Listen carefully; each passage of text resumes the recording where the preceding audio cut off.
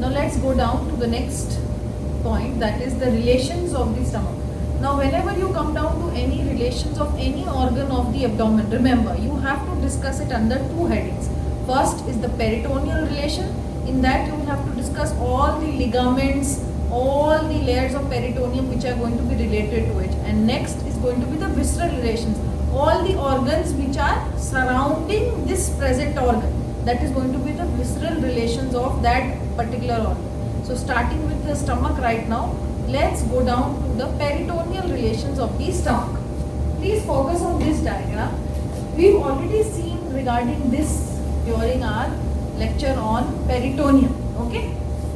From the cardiac opening to the pyloric opening, that is through the right margin of the stomach, that is the lesser curvature of the stomach, the peritoneal fold, which is double layered, which is attached to the posterior-inferior margin of the liver.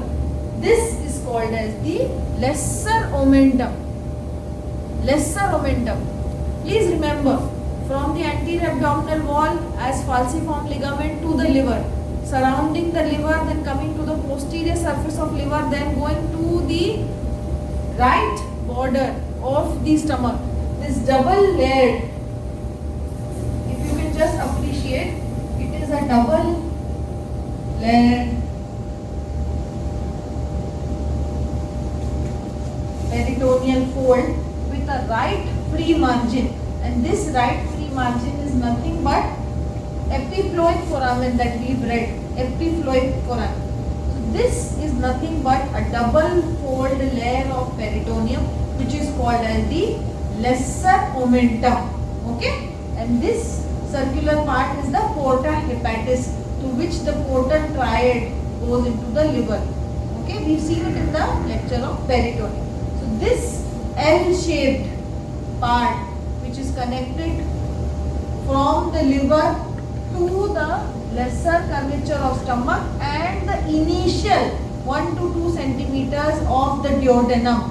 That is why it is called as the hepatogastric hepatoduodenal. Both together called as the lesser omentum.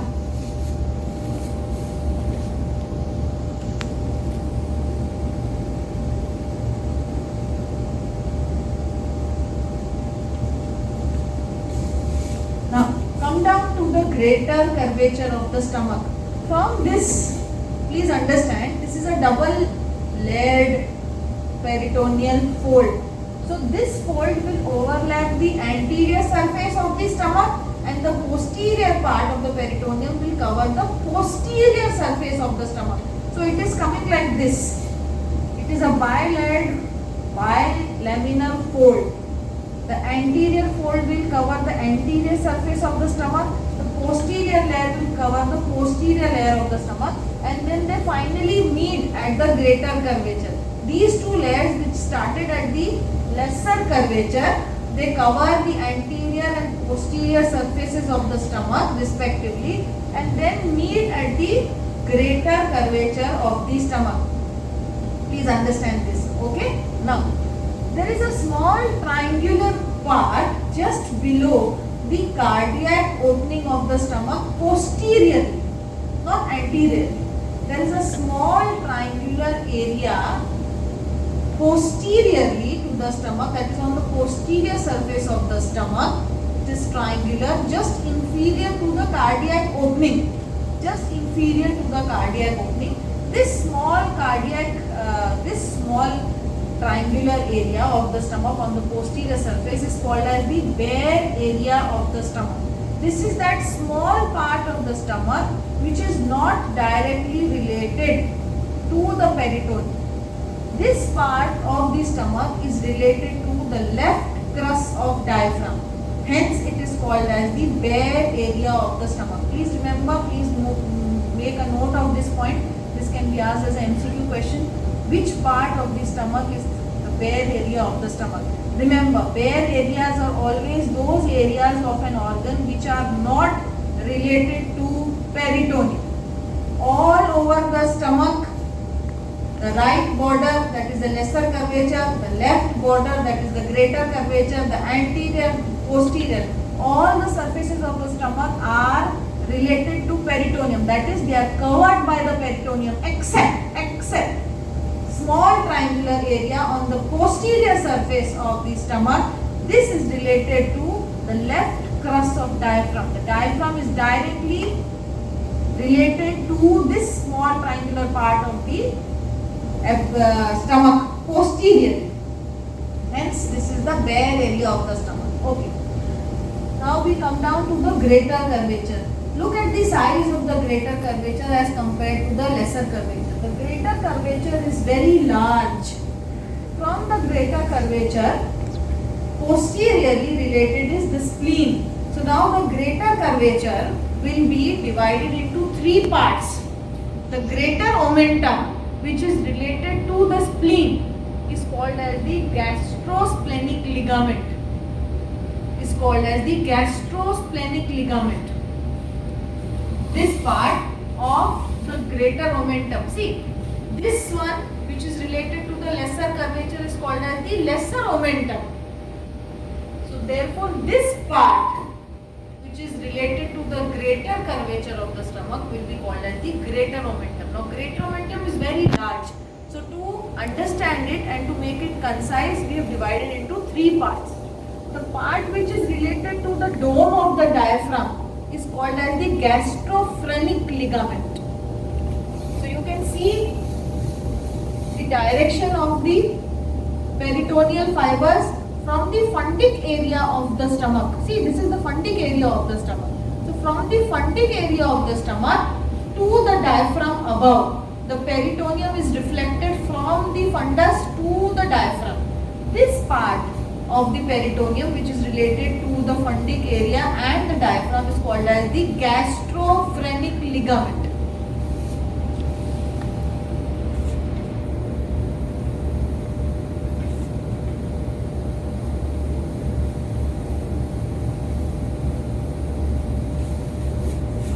This structure is the spleen.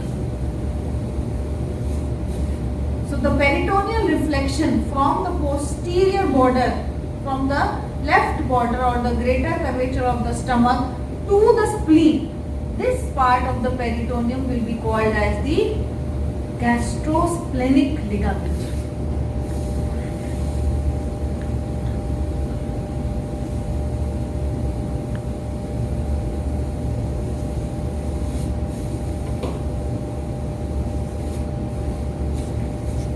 Now, the greater part of the greater curvature, it hangs down into the abdomen as an apron and it is called as the greater omentum.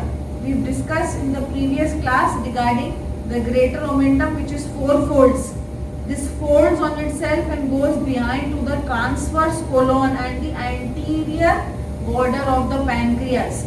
This part which hangs down like an apron from most of the greater curvature of the stomach is called as the greater omentum.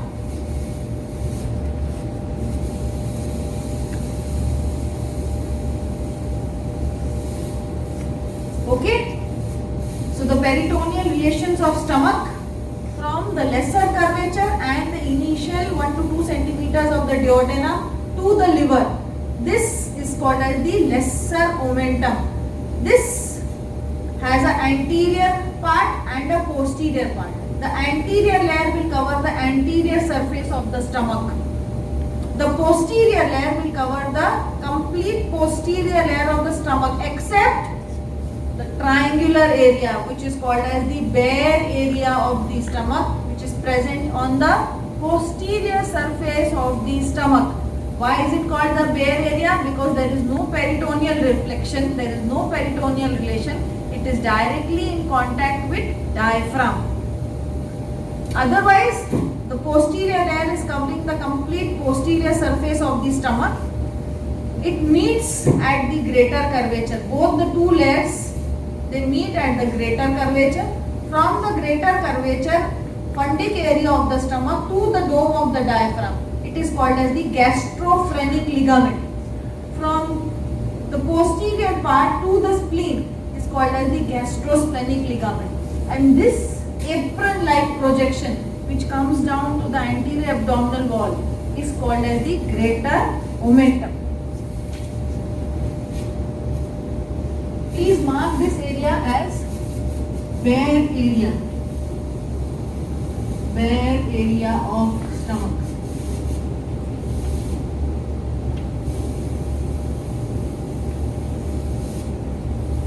What is this? Stomach in direct relation to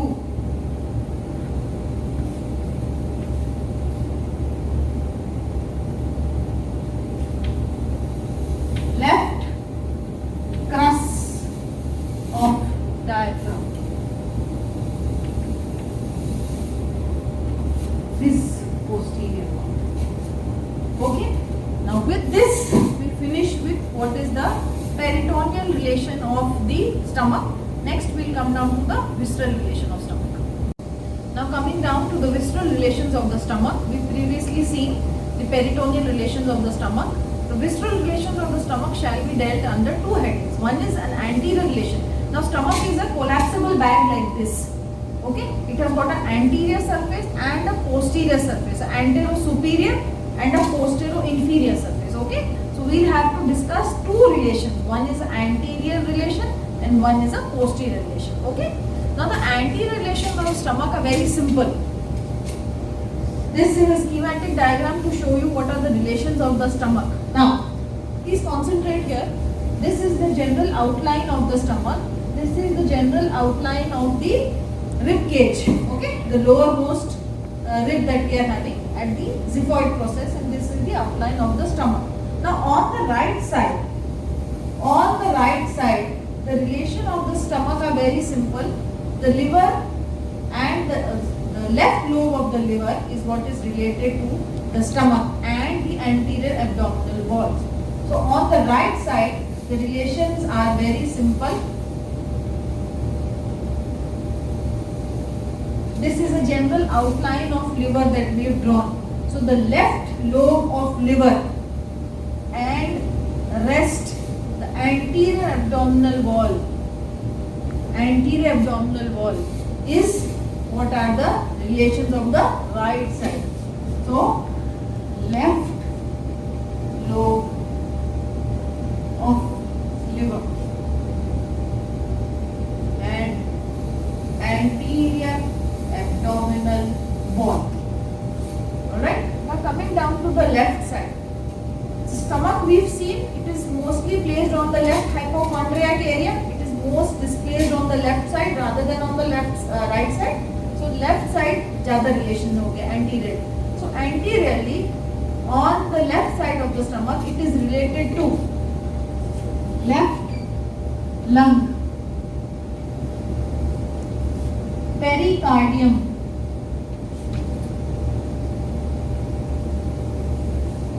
just above the fundic area, the diaphragm. Just above the diaphragm will be the lung and the pericardial area. The heart is going to be placed here. So they are the visceral relations of the stomach anteriorly. This is a schematic diagram, that is why we are leaving some space. Otherwise in body there is no space. These are schematic diagrams for the ease of drawing. Okay. So anteriorly on the left side of the stomach it will be related to the left lung, the pericardium, 7th to 9th ribs and costal cartilages. See, this is the outline of the rib.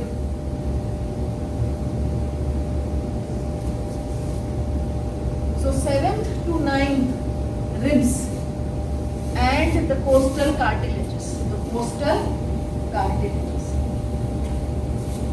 And posterior-superiorly spleen. Spleen will be present somewhere here.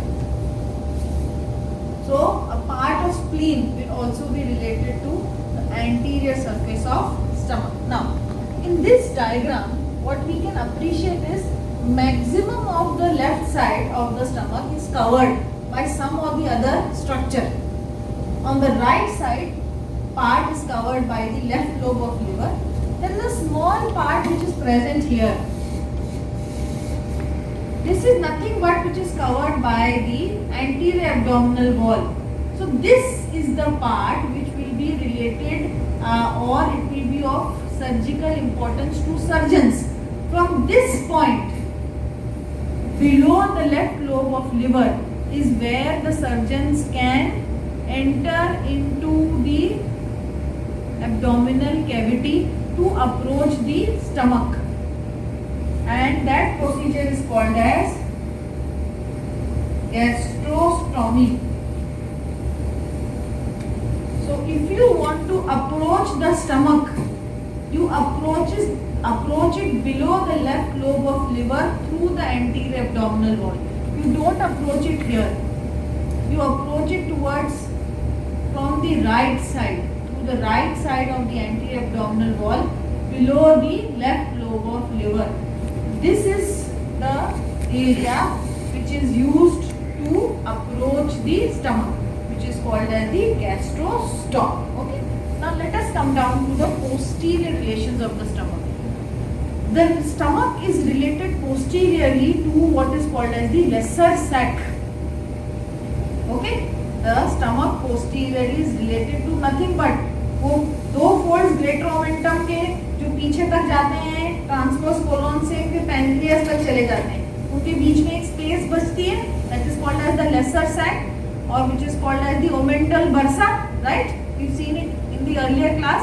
So the stomach posteriorly, now these were the anterior relations of the stomach. Now coming down to the stomach posteriorly, please imagine that this is a cut section of the stomach. Okay, so posterior relations of the stomach would be those of the omental bursa. Okay, please draw along with me as this is often asked in exam. It's a very important question. Stomach bed.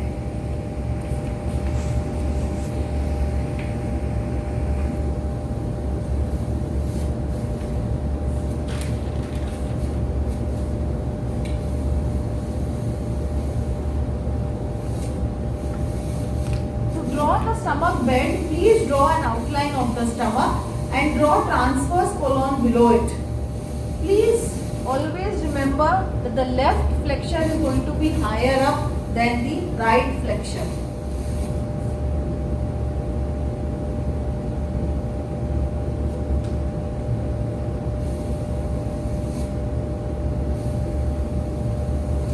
Draw pancreas.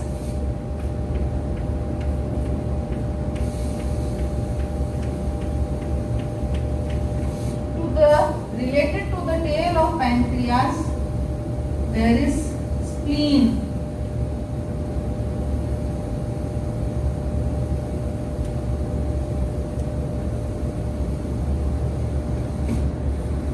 Related to the tail of pancreas is spleen. Just in front of spleen, you are going to get what is the right kidney.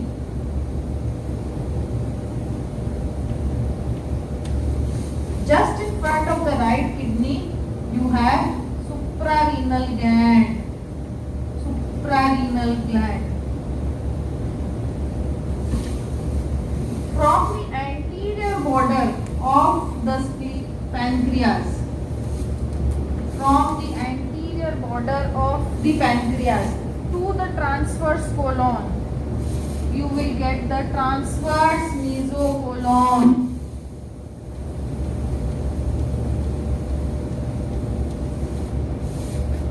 From the anterior border of the pancreas. So what you have to do is draw an outline of the stomach, draw the transverse colon, after that draw the pancreas. After you have drawn the pancreas, at the tail of the pancreas draw spleen. Just in front of the spleen draw left kidney. Just in front of the left kidney draw left suprarenal. Now what is remaining is an important structure. This is the aorta. This is the celiac trunk. From the celiac trunk, there are branches which are given out. One important branch which runs over the superior border of the pancreas is the splenic artery. So this splenic artery is tortuous. and it will go down to the hilum of the spleen.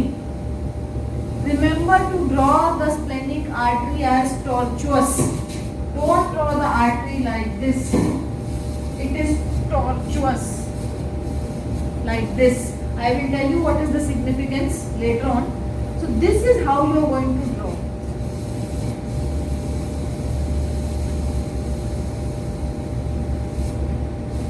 So these are nothing but the posterior relations of the stomach. These were the anterior relations of the stomach. These are now the posterior relations of the stomach, which are also called as these. Now let's label the parts of the stomach bed. Remember, this comes as a long question, short note. It can also be asked in MCQ. What are the structures in the stomach bed? So let's start. Transverse colon. Hanging from the anterior border of the pancreas, the structure in green is the transverse mesocolon.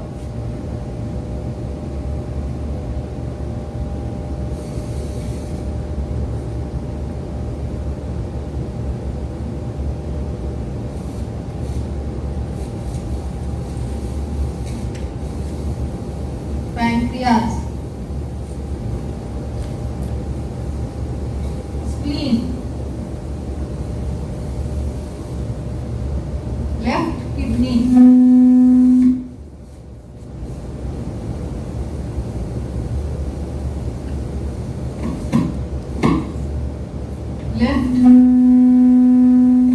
left suprarenal,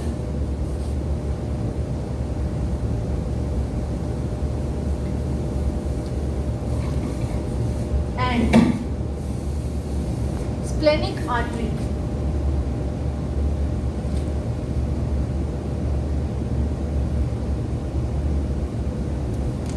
Now remember, splenic artery is tortuous. I told you why it is, I am going to tell you why it is tortuous. This is the posterior relation of stomach, right?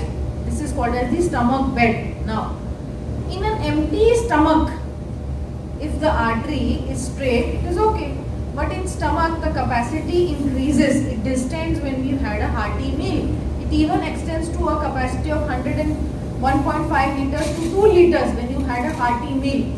अगर कोई चीज़ straight पट्टी की जैसे होगी और अगर stomach पीछे की तरफ एनलार्ज होगा, तो that spleen might get ruptured, that splenic artery might get ruptured, but that doesn't happen normally. Just because the splenic artery is tortuous, we've already been given this benefit, anatomical benefit, so that the splenic artery is tortuous, so that whenever the stomach is full, this tortuous part dilates itself and the splenic artery never ruptures. There are three structures in the body, three arteries in the body which are tortuous. Number one, facial artery, which crosses the jaw. So whenever we are trying to speak, whenever we are trying to eat something, if this was a straight artery, it would rupture. But because it is tortuous, whenever we open the mouth, this tortuous artery becomes straight and it doesn't break.